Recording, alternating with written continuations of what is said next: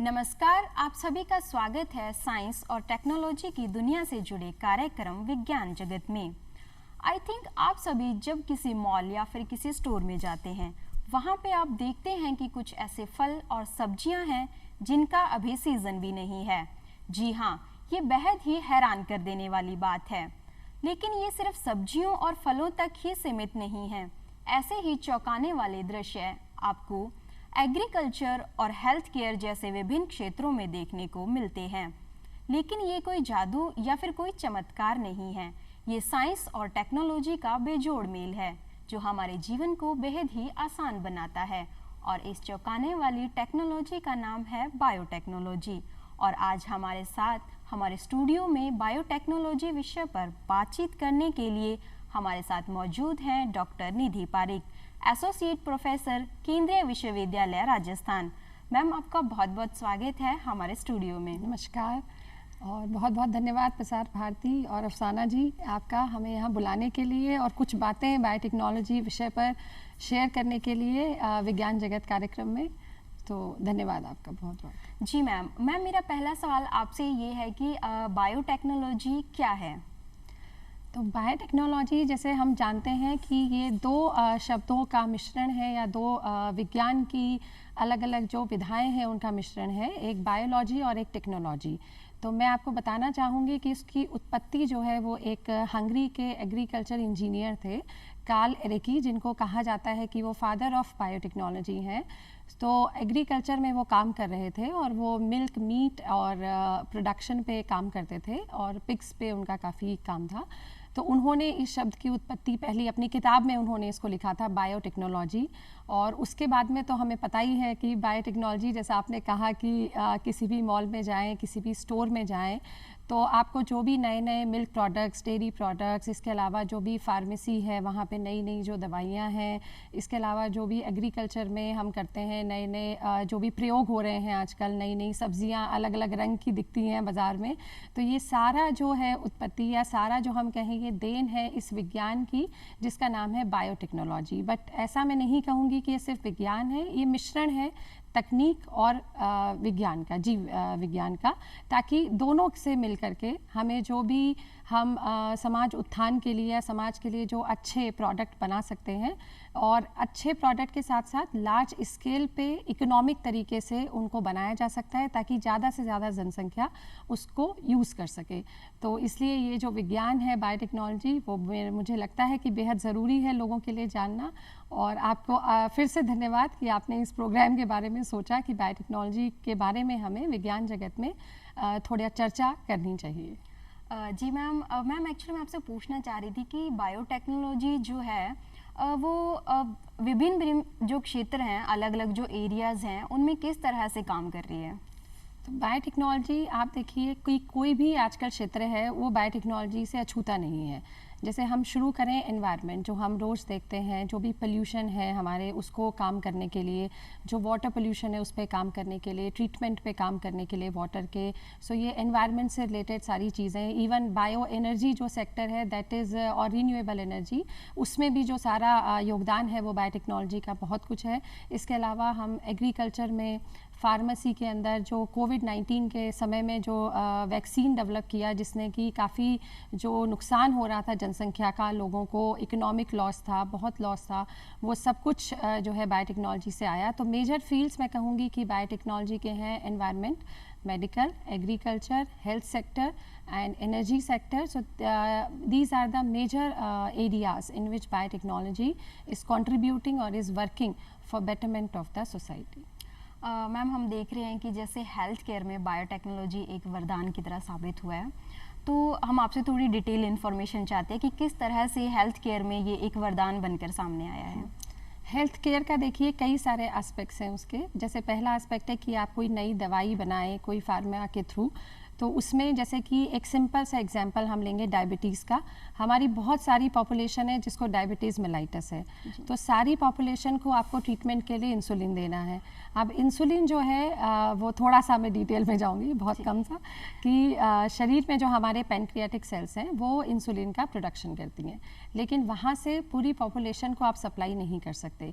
तो बायोटेक्नोलॉजी का उसमें छोटा सा योगदान ये है कि रिकॉम्बिनेंट तरीके से जो भी प्रोटीन, इंसुलिन बेसिकली एक एंजाइम है, एक प्रोटीन है, तो बायोटेक ने क्या किया कि उस प्रोटीन के लिए जो डीएनए है उसको कट करके पैनक्रियाटिक सेल्स में से, और फर्मेंटेशन एक दूसरी तकनीक है जिसके थ्रू लंबे मतलब लार्ज स्केल पे उसका प्रोडक्शन करवाया, और लार्ज स्केल प्रोडक्शन से इकोनॉमिक तरीके से वो बना, और आज हमारी almost 1/3 of the world is using insulin for the treatment of diabetes, and it is economic also. You can see कि कोई गरीब है, कोई अमीर है, सब लोग इंसुलिन ले सकता है।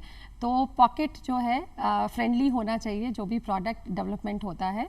तो हेल्थ केयर में इसी तरीके से जैसे फार्मा के और भी प्रोडक्ट्स हैं, इसके अलावा कुछ वाइटामिन्स हैं न्यूट्रिएंट्स की तरह, जैसे हम थोड़ा बीमार होंगे तो हमें पैरासीटामोल के साथ डॉक्टर साहब वाइटामिन ज़रूर देंगे, है ना, तो वो विटामिन B12 है या विटामिन D3 की डेफिशिएंसी भी बहुत है। तो ये सारे प्रोडक्ट्स जो हैं वो इकोनॉमिक तरीके से जो बना सकते हैं हम, वो बायोटेक्नोलॉजी से हमें वो तरीका, वो पूरा प्रोसेस हमें बताया जिसके आप उसे एक लार्ज स्केल पे अच्छे इकोनॉमिक तरीके से बना के यूटिलाइज़ कर सकते हैं। इसके अलावा वैक्सीन जो है, वैक्सीन छोटे बच्चों से लेकर के आजकल तो यंग पॉपुलेशन और adult population, even mature population को भी वैक्सीन चाहिए, और नए नए वायरस जो हैं वो डेली आ जा रहे हैं हमारे सिस्टम में, जिसके लिए हमें जो है तैयार होना है ताकि जनसंख्या को, हमारे पूरे सिस्टम को लॉस ना हो। तो ये सब जो है बहुत तेज़ गति से करना पड़ेगा, और उस तेज़ गति से करने के लिए आपको बायोटेक्नोलॉजी जो है वो बहुत हेल्प करता है। तो ये हेल्थ केयर में इनका, इसके अलावा जैसे जो भी 3D मॉडलिंग है आजकल, आर्टिफिशियल इंटेलिजेंस है या 3D प्रिंटिंग है जो मैकेनिकल इंजीनियरिंग का पार्ट है, तो उससे आप जो भी ऑर्गन्स हैं उनको बना सकते हैं। तो आपको पता है कि ऑर्गन फेलियर जो है वो बहुत बड़ा कारण है मोर्टेलिटी का पॉपुलेशन के अंदर, या कोई भी पर्टिकुलर पार्ट जो है ऑर्गन का काम नहीं करता है, तो बायोमैकेनिकल सिस्टम्स और बायोलॉजिकल सिस्टम के थ्रू हम उसको मैन्युफैक्चर कर सकते हैं। बायोटेक्नोलॉजी का भी उसमें कंट्रीब्यूशन है, और आप किसी को भी व्यक्ति को सप्लाई कर सकते हैं ताकि वो फिर से उसके ऑर्गन्स जो है वो काम करना शुरू कर दें।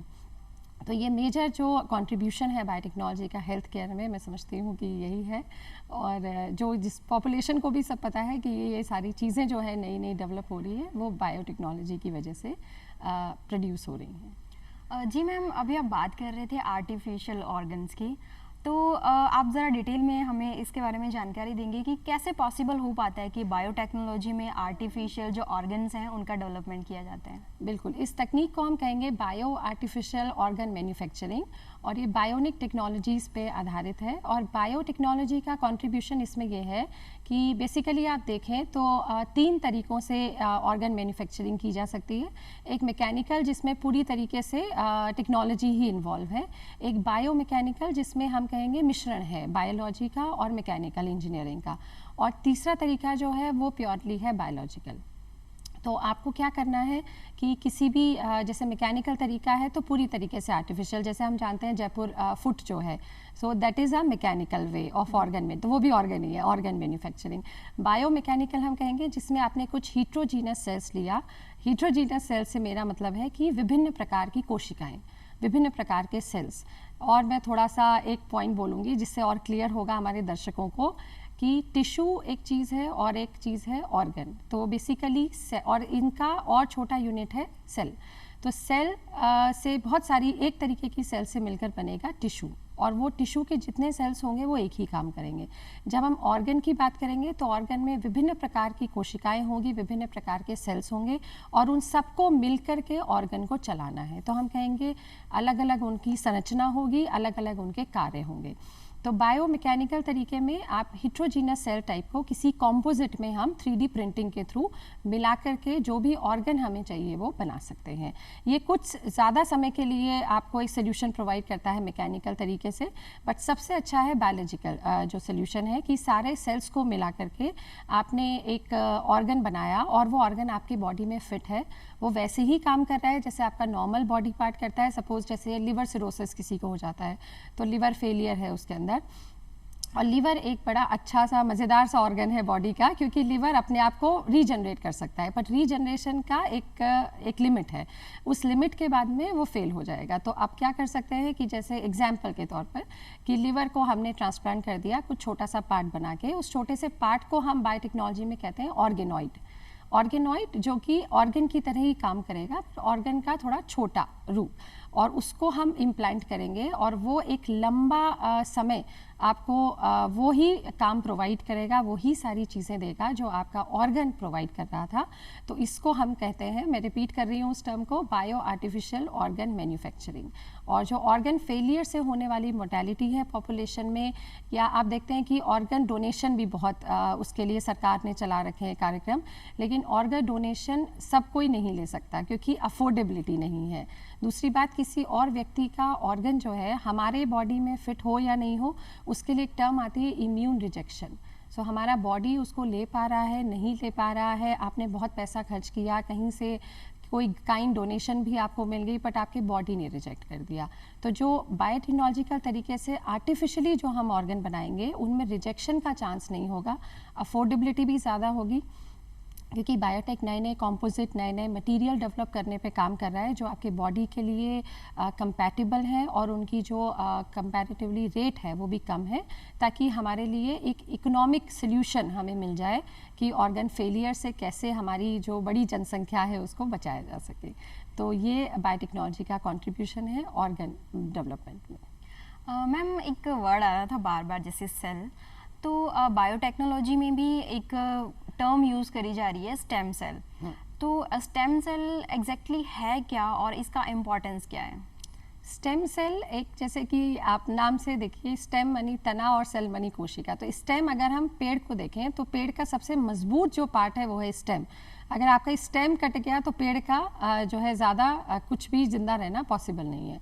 तो वैसे ही स्टेम सेल को भी मैं कहूँगी ये एक हमारे बॉडी की एक कोशिका है, जो इसकी प्रॉपर्टी इम्पॉर्टेंट ये है कि ये हमारे बॉडी में किसी भी तरीके की सेल को बना सकती है। सपोज़ आपकी लिवर की सेल डैमेज हो गई है, या आपको कैंसर किसी पर्टिकुलर ऑर्गन का हो गया है, वो सेल आपका डैमेज हो गया है, तो वो सारे काम हमारी स्टेम सेल जो है वो कर सकती है। तो कई तरीके की स्टेम सेल्स होती हैं। अगर विज्ञान के भी स्टूडेंट्स या साइंटिस्ट हमारे देख रहे हैं उनको पता होगा कि एक एम्ब्रियोनिक स्टेम सेल होती है, मीजेनकाइमल स्टेम सेल्स होती हैं, और आजकल आपने सुना होगा स्टेम सेल बैंक्स होते हैं।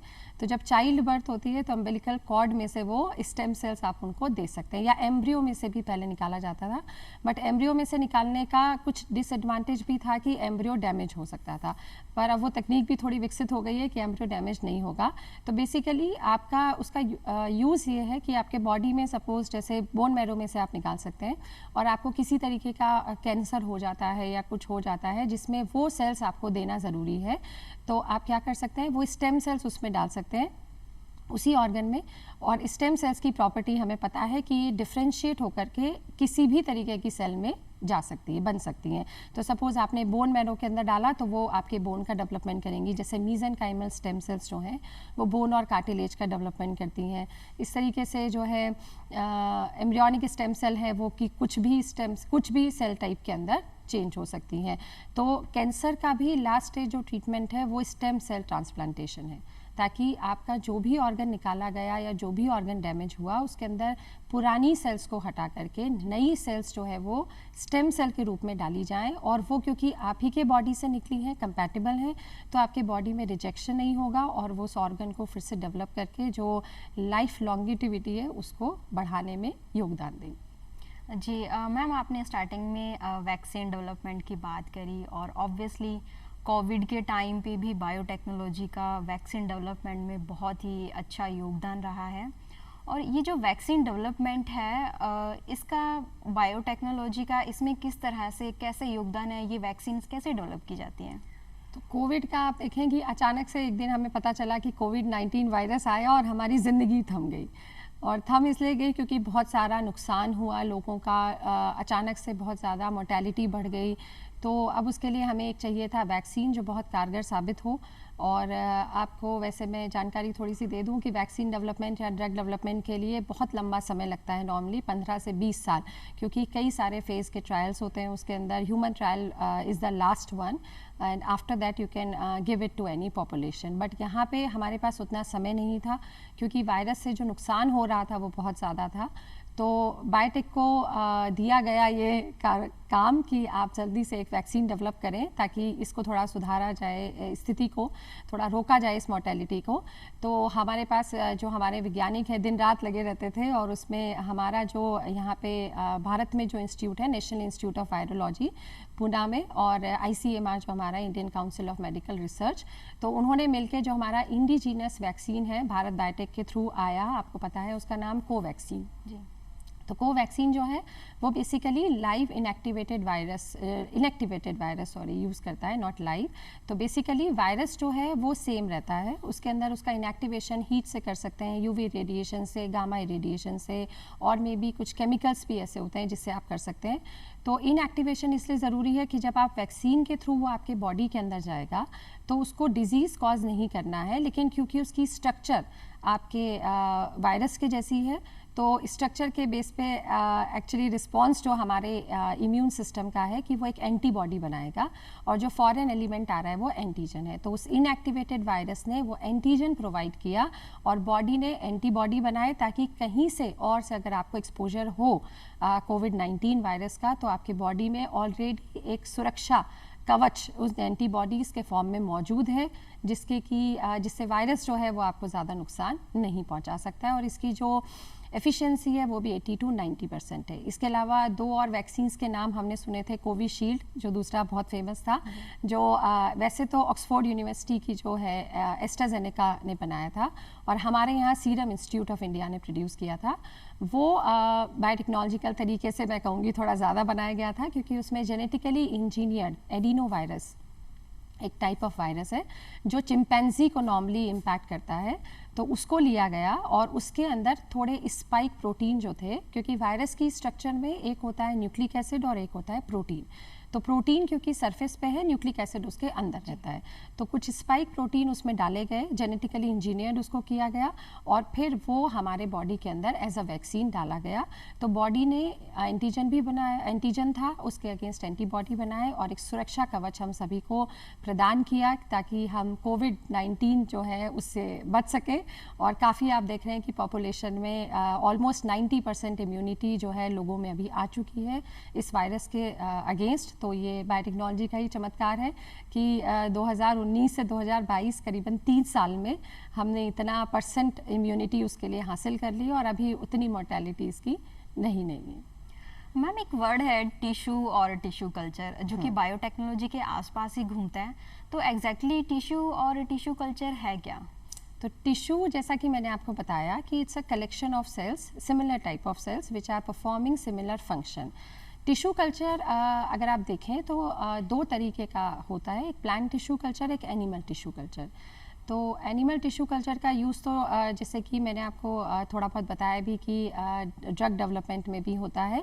इसके अलावा आपने बच्चों में देखा होगा जेनेटिक डिफेक्ट्स बहुत कॉमन होते हैं, कोई डाउन सिंड्रोम से हो रहा है, कुछ कैसे हो रहा है, तो आप क्या कर सकते हैं कि उसकी थोड़ी सी सेल्स निकाल करके और हम एक आर्टिफिशियल मीडिया में उसको ग्रो कराएंगे, आर्टिफिशियल कंडीशंस में, और वहाँ ग्रो करा करके फिर आप उसका DNA निकाल करके चेक कर सकते हैं कि इसमें कुछ जेनेटिक डिफेक्ट्स का कितना है नहीं है, और उसको ट्रीटमेंट पहले से दिया जा सकता है। तो ये एनिमल सेल कल्चर का काम है। प्लांट सेल कल्चर जो है या प्लांट टिश्यू कल्चर, तो प्लांट टिश्यू कल्चर जो है वो एग्रीकल्चर कंट्रीब्यूशन भी उसको कहा जा सकता है बायोटेक्नोलॉजी का, कि आपने किसी प्लांट को लिया और उसको कुछ सेल्स लेकर के या कुछ प्लांट का पार्ट लेकर के, एक्सप्लांट लेकर के उसको एक आर्टिफिशियल मीडिया से मेरा मतलब है कि उसमें प्लांट के हार्मोन होंगे जो उसकी ग्रोथ बढ़ाएं, जैसे कि ऑक्सिन्स हैं जो रूट के लिए होगा, साइटोकाइनेंस हैं जो शूट के लिए होगा, और इसके अलावा कुछ माइक्रो न्यूट्रिएंट्स जो चाहिए, और एक कंट्रोल्ड इन्वायरमेंट में एक पर्टिकुलर तापमान पे, एक पर्टिकुलर टेम्परेचर में हमने उसको रखा। तो सेल्स जो है वो डिवाइड होंगी और डिवाइड होकर के वो एक टिश्यू, एक मास ऑफ सेल्स बनाएंगी। इस मास ऑफ सेल को आप क्या कर सकते हैं, बहुत सारे में डिस्ट्रीब्यूट कर सकते हैं। तो ये जहाँ जहाँ आप डिस्ट्रीब्यूट करेंगे वहाँ पे फिर से एक टिश्यू डेवलप होगा और हर टिश्यू एक प्लांट बनाएगा। और वो प्लांट जो है उसको आप ग्रीन हाउस, जैसे आपने देखा होगा, सो ग्रीन हाउस में क्या कर सकते हैं कि जो हमारा सिस्टम है, प्लेट का सिस्टम था, उससे आप उसको एक पूरे प्लांट के फॉर्म में डेवलप कर सकते हैं। इसका यूज़ ये है कि जैसे प्लांट्स में डिजीज़ रेजिस्टेंस है या जो भी एफिड्स होते हैं, बहुत सारे मतलब फसलों को नुकसान पहुंचाते हैं, तो प्लांट्स में वो डिजीज़ रेजिस्टेंस जीन जो है वो हम टिश्यू कल्चर के थ्रू डाल सकते हैं। इसके अलावा जो विटामिन एनरिचमेंट है, जैसे कि गोल्डन राइस आपने सुना होगा, which is rich in vitamin A, तो ये सब जो है वो जेनेटिक इंजीनियरिंग या हम कहें बायोटेक्नोलॉजी या टिश्यू कल्चर की ही देन है। और सबसे बड़ा यूज़ है जैसे बायोडाइवर्सिटी। आजकल हम बहुत बात करते हैं बायोडाइवर्सिटी को मेंटेन करने की, पर एक्चुअली हम खुद ही उसका नुकसान करते हैं कि हम अपने रेयर और एंडेंजर्ड स्पीशीज़ को और ज़्यादा ख़त्म करने पे रहते हैं।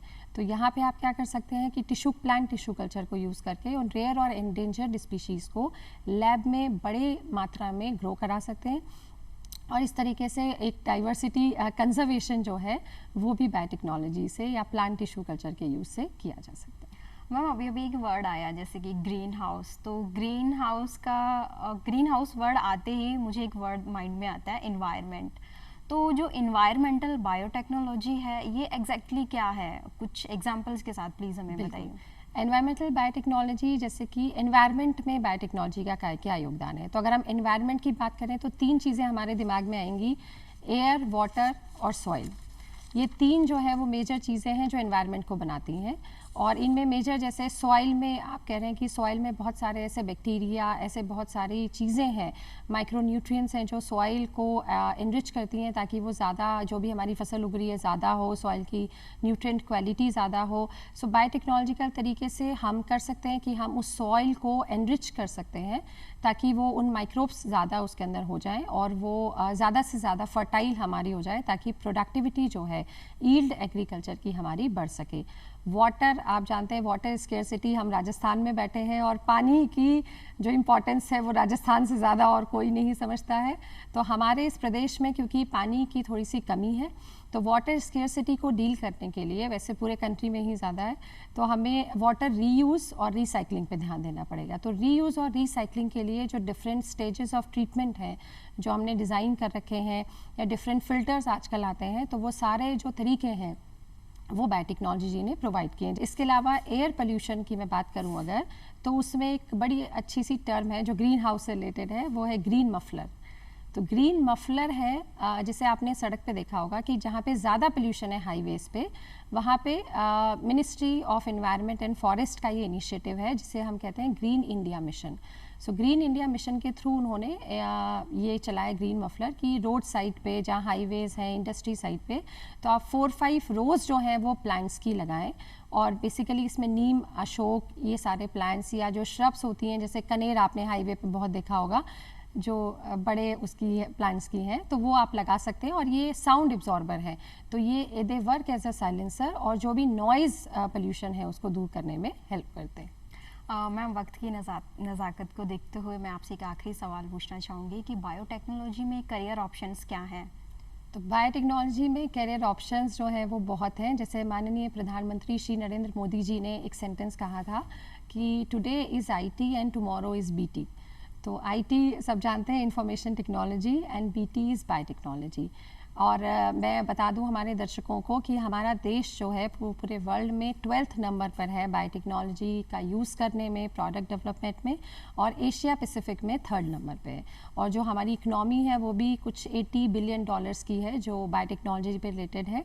तो बहुत सारी इंडस्ट्रीज़ जो हैं, फार्मा इंडस्ट्रीज़ हैं, इसके अलावा एग्रीकल्चर बेस्ड इंडस्ट्रीज़ हैं, जैसे टिश्यू में काम आता है तो मैकेनिकल इंजीनियरिंग के, जो बायोमेडिकल इंजीनियरिंग, ये सारी चीज़ों में आजकल बायोटेक्नोलॉजिकल सेक्टर्स में जो बायोटेक्नोलॉजी के स्टूडेंट्स हैं उनकी डिमांड है बहुत ज़्यादा।